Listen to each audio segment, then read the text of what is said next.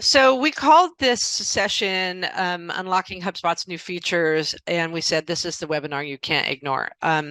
You cannot ignore the new features that have been released. I think that you will see them no matter what you do. And if you don't do them, if you don't invoke them in a positive way, they're pretty major. And so we wanted to make sure that you understood how to use them. And since all of our clients and friends are kind of in the same boat, all B2B companies, primarily technology companies, we do these presentations to make sure that you know how they apply to you.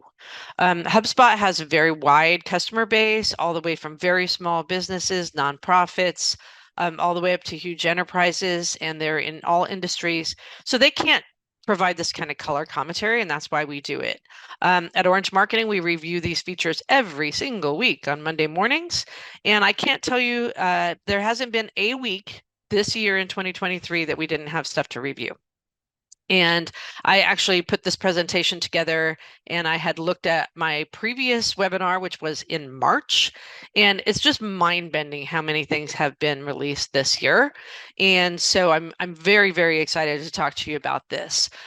Just a matter of housekeeping. Yes, of course, we're recording this webinar, and we'll send it around for everyone who isn't present.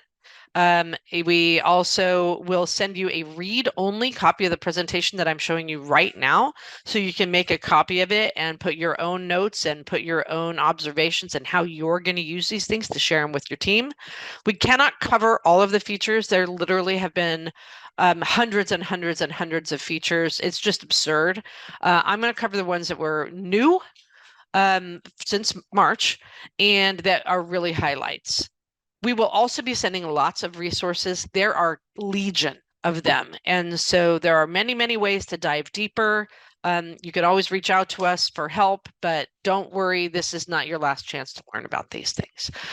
So what we're going to cover is the core messaging of what the HubSpot leadership had to talk about. They always have a theme, and I'm going to just kind of address their key themes there.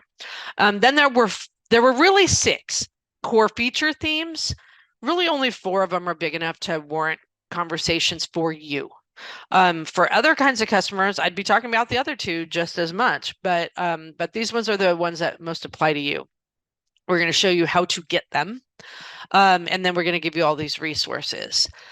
So I'm going to start with the themes. And so last week was Inbound. It's in Boston every year. There were 12,000 people in there. Rebecca and I were 2 of the 12,000.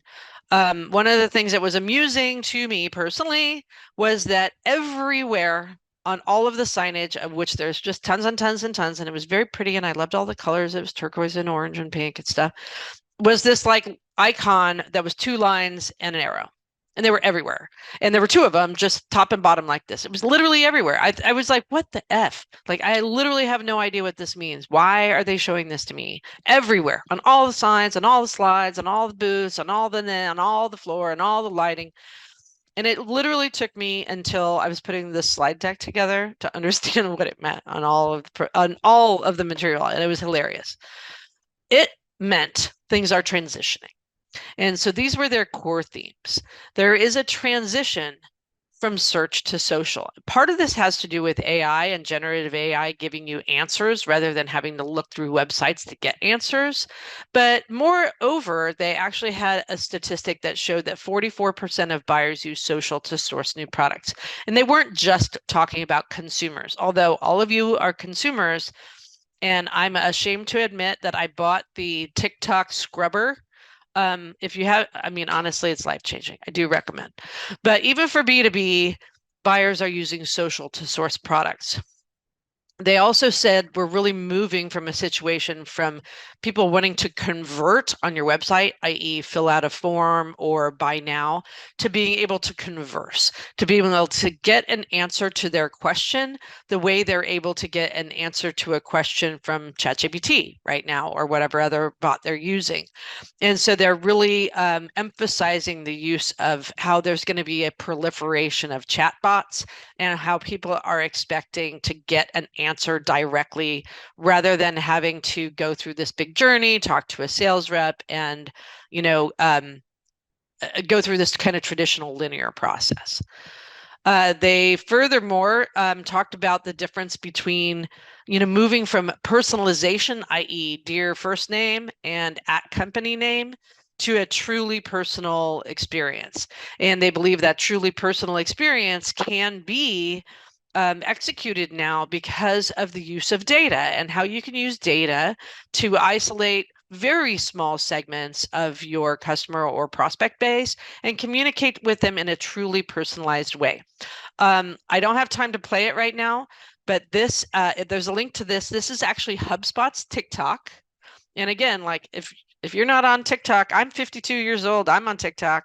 I've actually even made TikToks.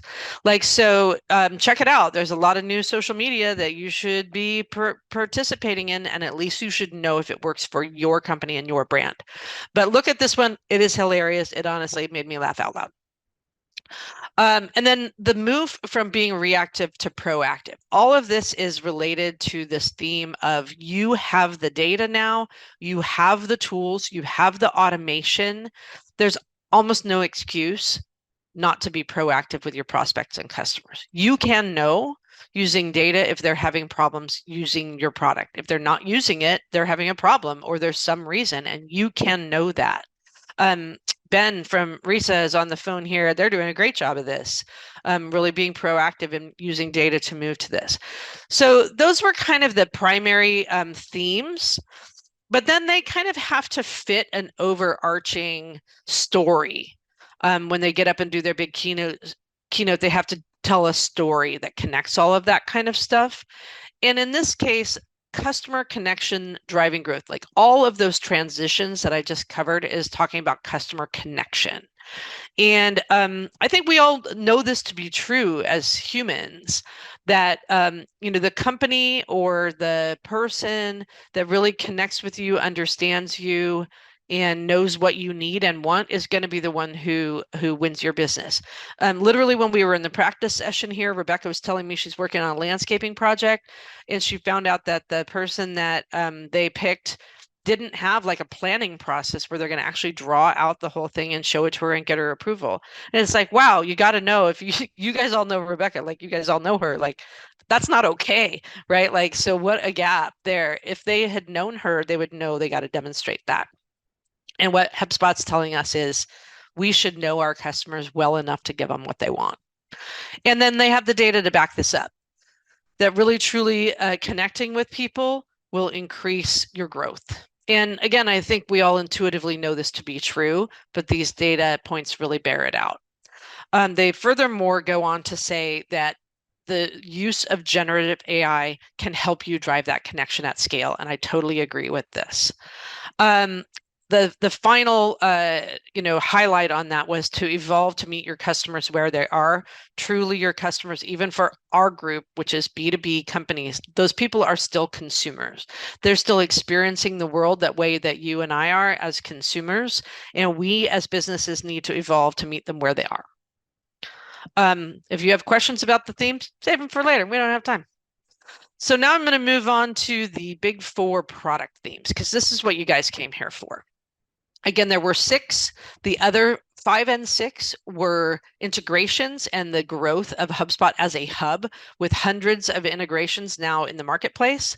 And the 6th was e-commerce, renaming the commerce tools to Commerce Hub. We don't have time to talk about those right now. We're going to talk about AI, what it means to you, the biggest changes I've ever seen in Sales Hub and how radically they're going to change your life in a good way. Some important changes to Service Hub and why I think you should now buy it. Not sure I would have really recommended it before this year. And then customization and how to take advantage of what you can do. So we're going to get started. And for each of these features, I'm going to talk about what it is. What are you talking about? I'm going to talk about why does it matter? Does it actually matter to you? Yes or no? And then the gotchas, like the things that you really need to watch out for, because there really are some. And unless you really get your hands dirty, you're not going to know about these things and they can bite you. So let's start with AI. You can see this was a big theme. Sidebar, the Dharmesh Shah, who's one of the co-founders, he is an early investor in OpenAI. He had an early relationship with Sam Altman, and there's a reason that HubSpot became deeply involved in AI, and it primarily has to do with that. I'm not going to talk about every single one of these things. You can look at this slide later, but let me highlight a few of these. I mean, I'm going to talk about like how they fit in to your day-to-day life. First, I want to talk about ChatSpot, because if you're going to see all of the press that came out of inbound, if you're going to talk about, any of the investor decks and stuff, they're all going to talk about ChatSpot. What is it? It's like ChatGPT and HubSpot CRM had a baby. You can access it at chatspot.ai. Do you care? No, I don't think so. I don't care. Probably not yet, but watch this space. I do believe they're going to put a large amount of investment into here. If you enjoy experimenting and you like AI as much as I do, you want to play with this. Like give it a go, right? But watch out, because it looks at only limited elements. Jillian, I think you're on the phone. Sorry to use you as an experiment, but Jillian is here, and I asked it to summarize a contact. Jillian gave me that, or ChatSpot gave me that Jillian was added to my CRM on August 28th. I'm the owner. The last recorded activity for this content was August 31st. Now, last recorded activity, of course, is related to activities, as HubSpot calls them, which is going to be things like meetings, emails, phone call, logged phone calls, etc. There's been a lot of other engagement with Jillian since 8/31, and so it's only looking at a few things. So you can actually be really steered wrong by this data. Secondly, it's got really odd prompts, like find unknown deals is one of the prompts that it looks for, and then it shows you it has no other instructions but amount. I was like, that's odd. And then what that did was find deals with an amount over $1,000 that don't have an owner. This was in our portal, and there were none. But instead of saying there are none, it said I had trouble finding that report. So to me, useless, right? For me, I wouldn't, if I were you, spend 1 second on ChatSpot. Let's move on to Content Assistant. What is it? It is the ability to generate or edit copy in most HubSpot surfaces. I use the word surface because I couldn't think of another word for it. So it's emails, it's landing pages, it's social media, it's where you're writing meta descriptions is kind of like all over the place, right? And there are two ways to invoke it. One is with the slash. Slash allows you to generate new content. And if you are using slash as part of your content, it will still bring it up, but just click space and it'll move on. If you click slash, it'll come up with this generate options, a paragraph, an outline, and ideas or a conclusion. Pretty handy. But unlike ChatGPT, it doesn't give you any other opportunities for prompts, right? Ditto, if you highlight a piece of text and then a little lightning bolt icon will come up, and it'll give you these prompts: rewrite, expand, shorten, or change tone, and then there's some various tone options. Does this work, right? See, here's another kind of option for where these things come up. They come up in various kinds of places. This one is like, do you want an email? And here's what the prompts give you. It's like a structured prompt, unlike ChatGPT, which is a totally unstructured prompt, right? So, do you care about this? Well, yeah. I mean, unless you have all day or you have GPT-4, you probably are going to want to use this because it will save you a ton of time. It actually generates very nice content. It's very well worded. It's really appropriate. But the watch-outs are here. So the rewrite works best, in my opinion, after having really tried this. So I've been using ChatGPT since November. And so as a very early adopter, I have GPT Pro. So I have GPT-4. But comparing that to this is a little bit like Macintosh apples versus Granny Smith apples, right? They're definitely different. The rewrite works best. So this is literally my original line. And here's the rewrite. It's good. Nothing wrong with that, right? Expand is very expansive, like very expansive. And you don't get to choose. You only saw like that one line that says you want to expand. And if you click expand, you went from a less than one sentence to 4 paragraphs. So choose your expand wisely. The tone, meh. It didn't really do anything to me. The more content you have, the better it does. So if you highlight a whole thing and said change the tone, it does better than in small snippets. Like I asked it to change this one line to witty, nothing, right? So experiment with it. I definitely suggest that you experiment it.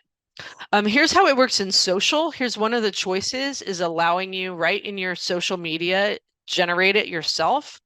And it gives you some choices like give it a prompt or summarize your blog. So I picked summarize your blog because why wouldn't you? And it did a pretty good job. Like I didn't dislike this at all, but it's not channel specific. So here's your choice for your different channels. So for Twitter/X, it was just as long. It should have been short and it wasn't, right? So it's not context specific. It didn't give you a choice of how you wanted the style to be, unlike that rewrite witty, that didn't exist. And so it's good in an emergency if you're just like hustling and you just need something, like it's good, right? It's good enough. I didn't actually think this was bad on its own. But probably take some more time and edit it for your other channels. Okay, ready to move on? Let's go. The other thing you're going to see in all the press and the announcements from the financial world is going to include this thing called Campaign Assistant. And what it is a free for everyone asset creator. You literally go to this URL. I just put it here for you. And it says, what do you want to create? Let's create some landing page content, shall we? Why not? But it's, again, one of these structured prompt situations, not an unstructured prompt. So it gives you a couple of steps. The first is a description, what your campaign aims to do, offer a discount, raising awareness, and it gives you this little example here. So I experimented with prompts. You guys know I'm a total goofball, right? And so here's what I got. For those of you, Rebecca, a couple others who received my COVID years where I was making unicorn cakes, this is what it gave me for unicorn cakes for adults. It made up a company name. It like completely made up stuff. Like it completely made stuff up. None of this was in the prompt. And so just note to self, it's useless. Totally useless. You guys are not going to be able to use this for your business. Do you want to goof around with it? Yeah, knock yourself out, but it is totally useless.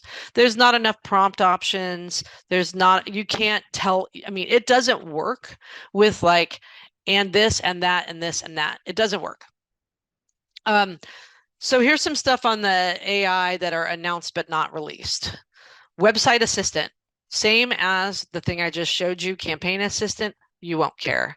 You basically write in a structured prompt and say, generate me a website. Like it's never going to give you what you need for the technical products that you guys sell. It's just not. There is an image generator. It's apparently in private beta right now, so we'll be getting it this week. It is in collaboration with Canva.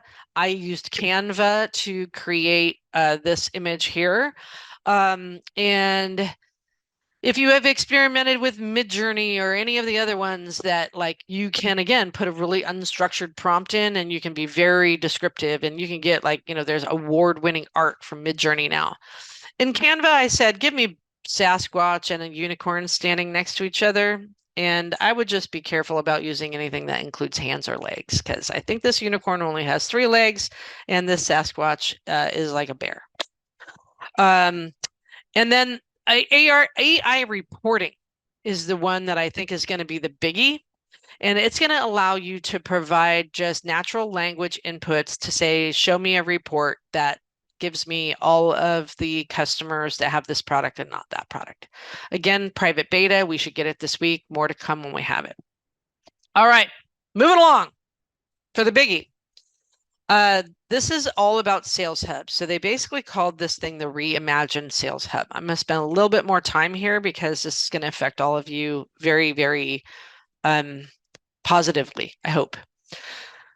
These little mentions here, like it's barely the tip of the iceberg.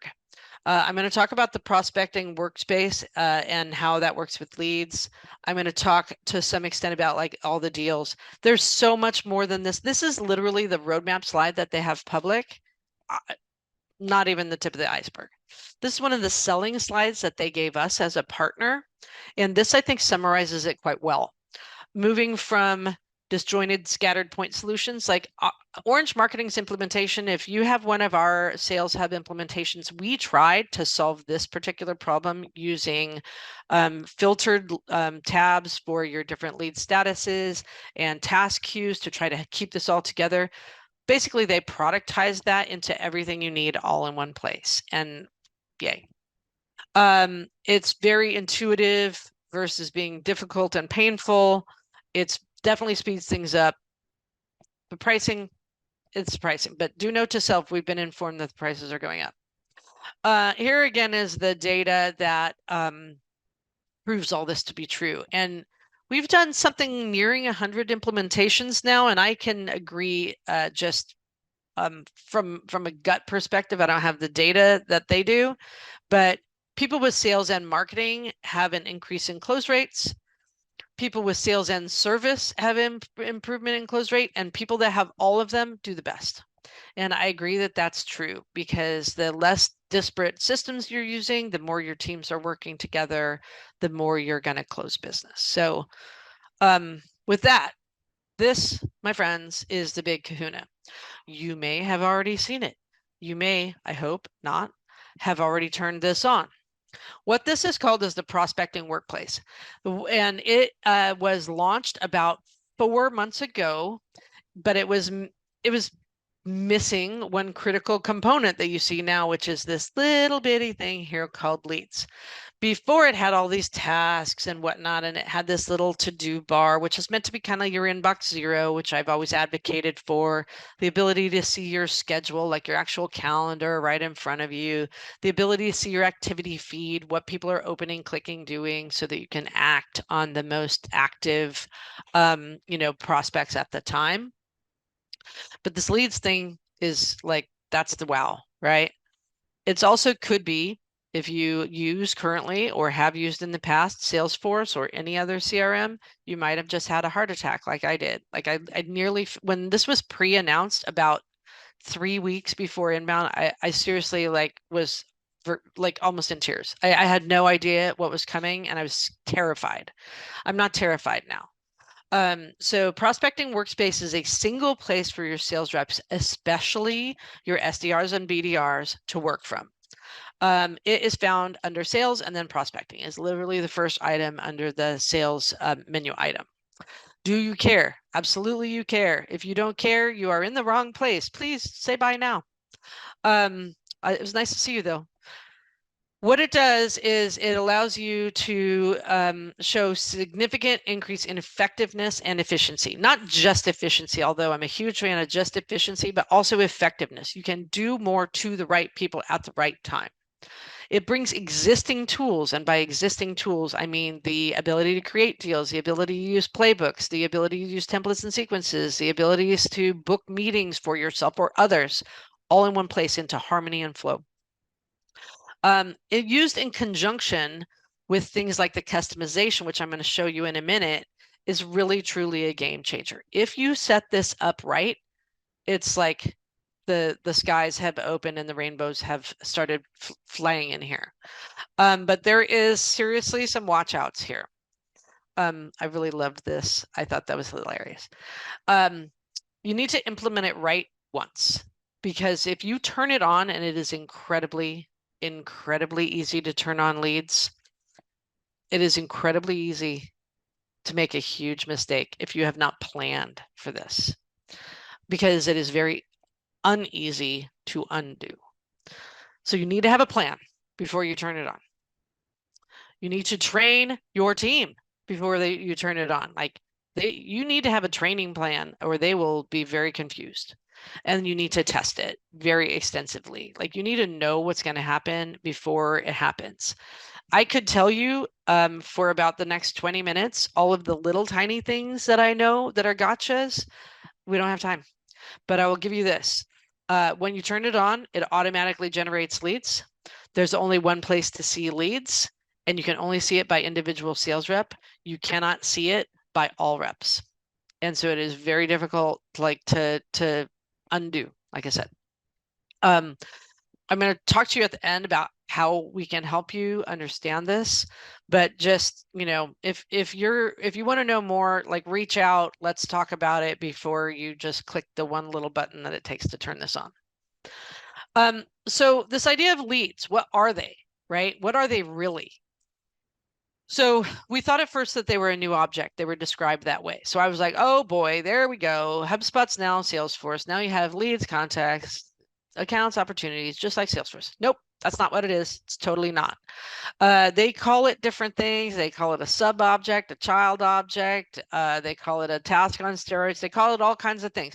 My opinion, it's none of those things. It's literally more like just a tracking mechanism. Where is this contact in the process? We have always used lead status for this. Now it is much more obvious to see where it is in the process. And that's a great thing. It's always been a challenge. And so I think this is the wonderful, wonderful thing about leads. You should be thoughtful about what is a lead, because again, like when you turn this on, it makes it very easy to make a very broad choice. And I don't know that you want to do that. I think you should reconsider your current choices. I think you should really go back to the drawing board and say, if we're going to turn this on, do we agree between marketing and sales of what is a lead? And because the way this is designed, there is absolutely an intention that the sales rep has to do something with it, must do something with it, right? Must do something with it. And so you have to make a decision about whether or not you want to serve this up to a sales rep to the extent where they have to either qualify or disqualify it. So take this opportunity. I think it's a wonderful opportunity to revisit that question. HubSpot is going to tell you that this is really cool because you can have more than one lead per contact. I think that is insane. And I think that your sales reps will go crazy and it will cause all kinds of problems. So think that through 3 times before you decide to do it. Again, they're saying that there are use cases for this, like, oh, the person wasn't ready and now they're interested in a different product, or now they came back and now they're whatever. Think this through 3 times before you decide to do that. Okay. Again, 1029, gotta go. There's a lot more besides the prospecting workspace and the leads. There are tons of improvements on deals. These are my favorites, honestly. The leads thing is a wow, and I love it, and I can't wait for you guys to start using it. But these deal improvements are going to change your life just as much for your account executives and your leadership team. Tags was released earlier this year. But over inbound, they've released some defaults. They're amazing. They're all things that you probably heard me tell you should do. Things like there's an automatic tag for past due deals. Just turn it on. All of a sudden, it's going to be totally visible. Deals that have a close date before today. There's more. They're awesome. There is this thing called Insights. It's a summary of your entire deal board. You're going to see that in a second. Conditional properties, branching properties. Create a deal. If the deal is in this pipeline, ask these questions. Create a deal. If the deal is for this product line, ask these questions. Like, it's awesome. Card customization. You're going to see what you can do in a second with, like, you can make your cards look different, big, small, more data, change what they see. Make it more useful to you on the board view. Deal splits and collaboration, right? Like that was released earlier this year before inbound, but maybe you're not using it yet, right? If you have an SDR and an AE that's getting paid, use collaboration or splits. Like there's a great functionality to use. There's also this thing called deal inspection, and there's also this thing called AI forecasting, which I'm going to talk about in a second. Okay, so here's a deal board. This thing is the thing called Insights, this big bar up here. You can see it is the same data as you had down here, but it's just like making it more visible, right? Total deal amount, here it is, right? There's your total deal amount. Weighted deal amount, here it is, here it is. It's the same thing, it's just more visible, right? And if you hate it, turn it off. Just click that button and it's gone. Secondly, did you know? Like a lot of times I find that people really just didn't know that you can click this board action view and do things like sort, edit cards, and edit board. Mostly sort. I find that people don't know that exists, and you can have your sort be by close date or by earliest created, or like if you're trying to inspect your board to see what's happening, use this. This is very, very useful and like I said, under recognized many times. And then here are things like the customization that's available on your cards. You can have the contract value. This is the TCV, not just the amount from the HubSpot field. Close date, current products, and then here's the tags. Tags can include emojis. I really love that. I think that's very fun. And then you can have things like the activity or not, or you can turn this off. We had a client who didn't want that visible because they needed to use this board for their executive leadership and they didn't want them to see that kind of stuff. Turn it off, right? It's all totally customizable. Okay. Oh, my heart. Finally, the thing that everybody has been wanting forever. What's happening with your leads? Not just happening what this report always existed for your deals. It always existed for your life cycle stages. And if you did life cycle stages really well, then this was a pretty useful report. Most people don't do life cycle stages really well, but it was never available for leads, i.e. contacts, like where they were and what was happening. And now you see things like how many went from new to attempting to contact to an open deal. Like this is magical. This is the thing everybody's been waiting for. And here it is. And it gets much more interesting than this. You can add things like, meeting rate, and it can get very, very interesting. The data is super robust, and you're finally going to get to show your leadership what you're doing if you're a sales leader. A nice little summary. There's lots to this. Don't have time. Other awesome features that didn't get their own slides. So many, I didn't have time to have all the slides. SMS, you guys, like SMS could have been its own whole section here. It is a paid feature, which is fine because you would have to pay for it in any other third-party tool. But it is a native SMS. It's available for sales. It's available for marketing. It's available for service. You can trigger it with workflows. You can send it from a contact record. It's pretty awesome. My very personal favorite, A/B testing of sequences. I mean, we've been hacking that forever, right? And it's hard to do. And, you have to get out your own little calculator to do your statistical significance. This is for emails only right now. It doesn't actually A/B test things like whether there was a call or a not call or whatnot. So it's right now just for the emails in a sequence, but I think more is coming here. There is reporting for each step, which didn't previously exist, which is nice.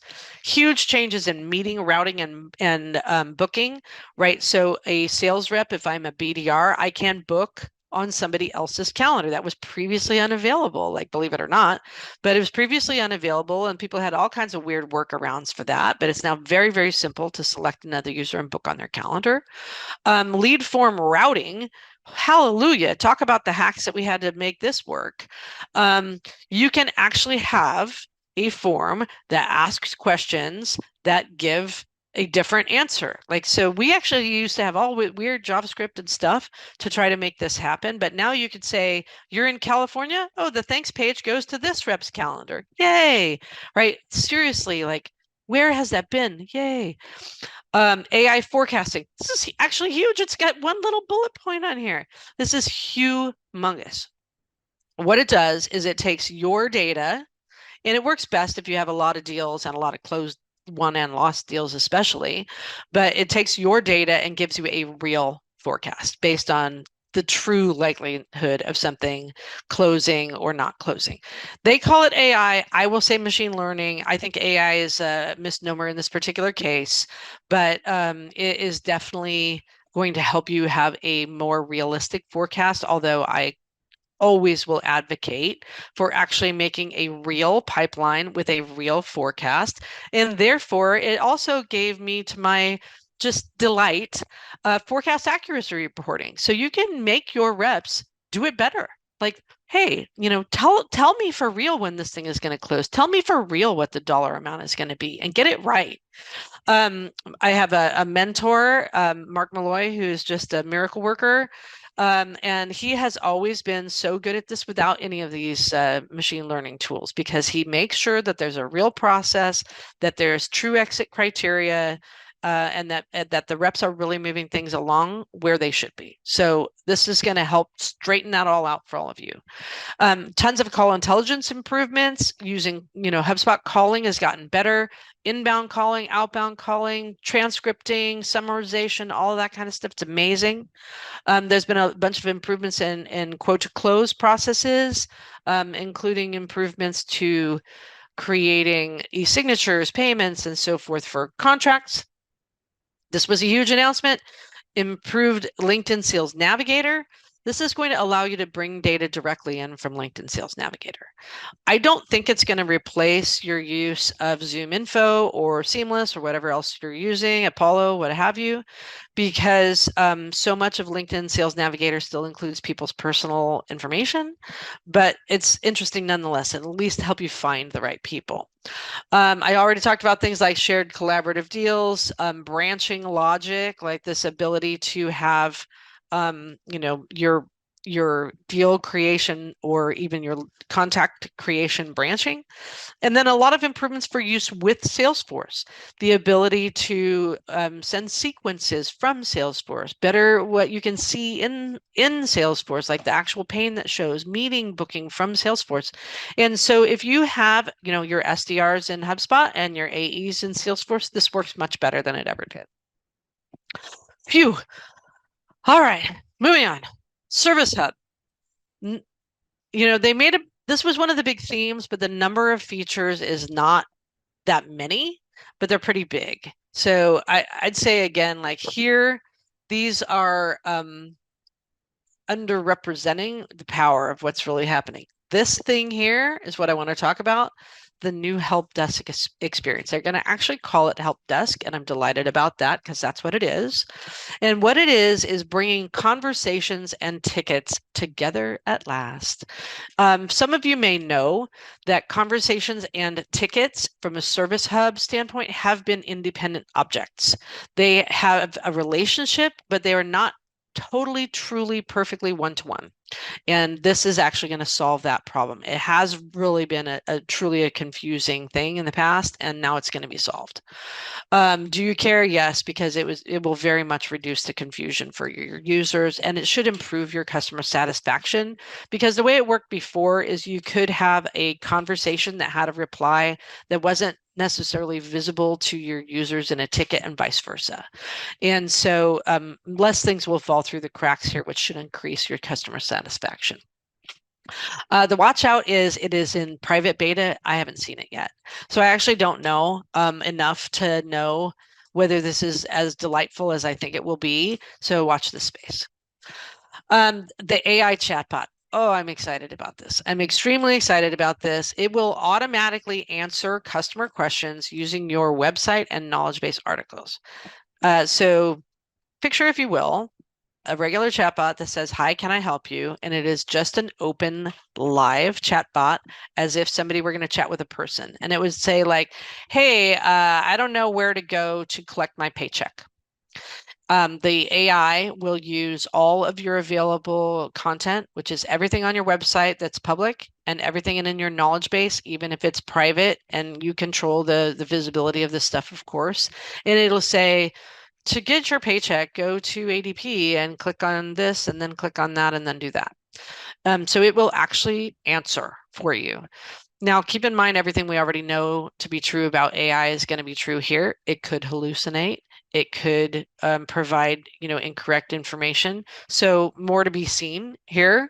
But ideally, it could very much significantly reduce your customer support expenses by answering the very common questions that are taking human time, or that takes you human time to formulate a chat bot that can answer those simple questions.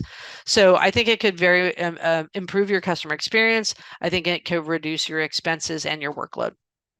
But again, private beta, haven't touched it, and I don't know for sure. It's definitely enterprise only. It's definitely going to be dependent on what your content looks like. Some of you, I don't know if there's anybody from Label Tracks here, but like Label Tracks, I have 1 billion knowledge base articles. Like this is going to be awesome for them. And then again, like all of the things that are true about AI are true here. Other awesome features that didn't get their own slides. Content assistant in inbox. This is actually very cool. You can use that content assistant we talked about earlier to formulate beautiful responses to your customer questions. Like you can write a little thing like, thanks for stopping by or whatever, and you just hit expand and it writes a lovely response for you. It's a very personal and delightful experience. And it also has this thing that auto summarizes conversations. So let's say you've had your technical support rep has had a back and forth via email on a ticket for 3 days about something that's going wrong. Then you haven't been able to solve it and you need to hand it to an engineer. You can click auto summarize conversation. It'll summarize the whole thing using AI, and then you can hand that ticket off to somebody to do something with it. So they don't have to read the whole back and forth and back and forth and back and forth. Again, I don't have access to that. I haven't tried it, but the demo was very accurate and it looked really, really cool. Okay, moving on. 1043. The CRM itself. Now they're starting to call it a smart CRM. The smart comes from the AI components, but I will say I'll call this customization of your CRM. And you can see again, all of these things, I'm mostly going to talk about the customization. So what is it? It is the ability to truly show your users what they need when they need it. And you can now optimize the left, right, and center of your record panes in a way that is much richer than has ever been possible. The ability to customize your right pane. The left pane was first. That's been that way for a long time. But all those little tiny properties that you were seeing, and like the rep had to scroll or you had to divide them in sections, and they're still kind of hard to see. And then came the right section where you could remove things that were irrelevant. Like if you're not using invoices, you could take them off. That was a huge improvement. You could reorder them. You could add different cards. And then most recently, the center. And not just in the center where you can just take the existing cards, which you have been able to do for several months, but create your own cards, create your own tabs, add CRM components or your own React.js modules. And unfortunately, there's not enough body of work of those to really show you any good live ones, but I'm going to show you some fake ones. Why should you care? You care. You definitely care. You want your users to be as effective and efficient as they can. You don't want them to look at anything they don't need to see. You want them only to see the things they need to see. So the watchouts here are figure out your teams. This whole thing is literally predicated on the views are predicated by team. And so you need to go through and rethink your teams. Is it by region? Is it by type? It really should be by function, what they do, because that's what this customization allows you to do by team. The challenge, of course, is that team is also used for reporting. And so this is where this idea of parent and child teams or primary and secondary teams can come in. So I urge you to really get together and talk about teams and how those are set up in your organization. And you have to remember in your head that not everyone has the same view. Like if you do this where team A sees a different view than team B, you got to remember that. It can be a training issue. If somebody's like, hey, I don't see that. And you're like, oh my gosh, you should see that. Blah. It's going to take a whole bunch of time for you to go troubleshoot that when you just got to remember those two people were on two different teams. So they're seeing two different things. Too much can be as bad as not enough. Like you could go wild with this. And I am afraid that some people will go wild, and it's just as distracting to have too much as not enough. And then this idea of multiple tabs is an enterprise only feature. I think the multiple tabs is really the way to solve this whole problem about not everyone has the same view. Like you could have tabs for customer service and sales and marketing or whatever, instead of having a totally different view for them. But it's enterprise only, and this is sales enterprise. This is, my big plug. If you had an extra $10,000 to spend this year, buy sales enterprise before the price goes up. Here's how this looks. There's this overview where you can change what's on the overview. You can change the names of these tabs. The activities is always going to be your history, like that timeline of everything that's happened. I still really love that. I'm never going to stop loving that, exactly what happened. But now you can add another card for whatever you want. And when you go to change these, like here I created one for dogs, which is a custom object in my demo account. And I have different kinds of data highlights. I can put I can put the breed and age and size of the dog on the top of the data highlights there. And then these are the kinds of things you can create. And one of them is a report card. And it's not a report card like what you got in school, right? It's a card that has a single report on it, like maybe number of deals to goal or something like that. So this is just very, very cool stuff. Okay, and then like I said, not enough live examples of this yet to show what this, so that's why I had to grab like the actual demo slide here, which is enterprise only.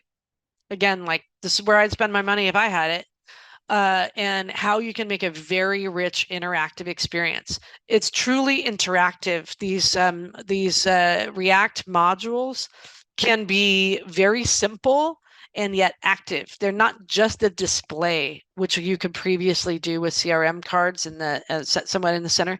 And then some third-party integrations have like cards on the right column that allowed you to do stuff. Now it allows you to do it right in the middle. So you have like a little applet is the way I would describe it. Like this is a pretty great example where, oh, hey, gift a meal to, a prospect or whatever. And you just click the button and send it. It's pretty neat. I mean, unlimited numbers of use cases here. So I'd love for any of you guys who want to experiment with that, who have great developers in-house, please send me your examples. I think this is very fun. Whew. Other awesome features that didn't get their own slides. Improved calculated properties, very, very robust calculated properties. Now, there's still a limited number for people in professional. In enterprise, there's a lot more, but you can get what you're looking for now much better than you ever could. And then conditional properties, it's not yet released. I will cry and die and go to heaven when this happens. What this is the situation where, let's say a person selects their country as USA, then the state and province field is going to be limited only to American states. This has always been available in Salesforce, like since basically dinosaurs roamed the earth. It's not yet available in HubSpot, but it's coming like in minutes. And this is going to be a game changer for user experience overall. It's going to be not just true for like right now, like you can have dependent fields on a form, but not for a sales rep. Like it's nuts, right? But now you're going to be able to, and this is really, really a big game changer, and it only rates one little bullet point in my slides. Okay, so now what? You should go check all these things out. If you're a current customer, a lot of times we go turn on these betas for you. You might already have them. But if you want to go under your little pretty face, click product updates, you will see all of them. If you hit the read more, you will see a little bit of the release notes. Then to turn them on, you go over here to the bottom, early access and betas, and it will allow you to turn it on just for yourself or for your whole team. And it's very, very simple to do, takes seconds. When you get this deck, HubSpot.com/new is always the place to see the roadmaps and all of the other resources that I have talked about. There's decks, there's videos, there's all kinds of stuff. I linked directly to the product deck because it's 77 pages of awesomeness. You can also see there the inbound spotlight video if you just want to get inspired and pumped up. There is also the actual release notes, which are more like the engineering release notes. So it's a little bit more less color commentary and just what's factual. There is tons more. So this HubSpot.com/new is the place to go to find the details on all of this. What we wanted to do for you is have a special offer. And this is actually a really important special offer. We've never done this before. This is a first for us, but what we're offering is a workshop to help you understand how the prospecting workspace could work for you. I mentioned there's a lot of little gotchas, and there really are. There's a lot of gotchas in that if you turn it on with the one click, you can automatically create all these leads that you didn't anticipate, and you may not have updated the lead stage to match what you currently use for lead status. That can be very confusing. You might turn on leads that you didn't expect to be leads. You might have less than you expected. You might have significantly more depending on your process. Like if you used ZoomInfo and you created 1,000 leads this last week by getting ready for some big campaign, and you click this button, you are suddenly going to have 1,000 leads to work in your prospecting workspace. So there's a lot of gotchas, and we want to help you navigate them. And so we are going to do a little 2-hour workshop for $529. You can click the button and book it. Like you can physically get it on the calendar and pay for it. And that is using HubSpot's commerce functionality. So you'll get to experience that for yourself as well. Okay. That was amazing. 10:52. We have 8 minutes for any questions. Rebecca, are there any questions that we need to answer? I've been answering most of them. They've been most of them live, and some of the answers may have made people unhappy, which includes we don't know yet. So, Yes, like a sorry. lot of questions on chat and AI, and we don't know yet. We assume it's going to evolve. For sure. If anybody wants to ask questions live, like just raise your hand and I'll just click the button and you can ask them. We have time. I can't believe I was talking as fast as I could and my voice is gone. You did talk very fast. It was good. Anybody? So many familiar names and yet I can't see your faces. It's fun to literally see a list of people that you know and yet you can't if talk to no them. questions, we should shut it down and get busy sending people the recording of the presentation, etc. Fair enough. Of course, guys, anytime, just reach out if you have any questions. We're always here for you. And we really appreciate you coming. We'll send you all of the follow-ups and share it with your team. And thanks so much. And I hope you enjoy all this really, really fun new stuff. See ya. Talk to you guys. Bye.